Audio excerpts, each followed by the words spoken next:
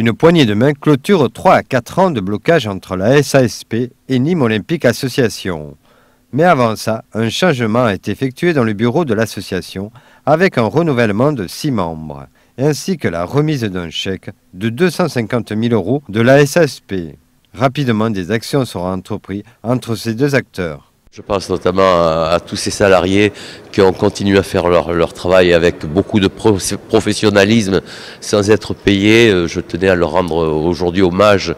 Nous allons maintenant très vite embrayer sur la convention tripartite que nous allons mettre en place avec la mairie de Nîmes, la SASP et l'association pour se doter d'un centre de formation performant et bien sûr obtenir très rapidement le numéro d'agrément qui nous fait tant de défauts. Cette unité qui aurait dû toujours exister est bien reconstituée et je sais que M. Di Domenico va pouvoir faire du bon travail pour le club. L'avenir est très simple. Là, notre première action, ça va être de rencontrer Jean-Michel Cavalli, donc je vais prendre avec Di Domenico, pour lui confirmer que le sportif est sous sa responsabilité, ce qui aurait dû toujours être la responsabilité du club. Bon, je souhaite qu'il n'y ait qu'une commission sportive pour tout le club. Donc je pense que c'est le vœu de Jean-Michel. Et il faut le faire rapidement parce qu'il y a des équipes qui sont pas en difficulté, notamment la CFA2. Et ce serait une catastrophe qu'ils soient relégués. On avait suspendu effectivement les pourparlers avec la ville de Nîmes pour l'acquisition du domaine de la bassine. Il n'était pas question de créer un centre de formation sans qu'effectivement il y ait cet accord.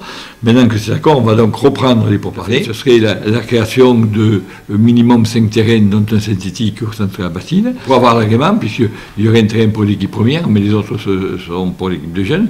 Ce serait la réalisation de douches pour ces terrains-là, pour que ces terrains deviennent des terrains de compétition, y compris pour la CFA2. Il va y avoir le médical et le sportif au niveau salle de musculation qui vont être entièrement refondus. La construction de siège du club avec réception, avec clubhouse, avec une vingtaine de bureaux. Donc c'est un projet qui est ambitieux pour que ce soit un lieu de vie qui regroupe effectivement associations et sociétés.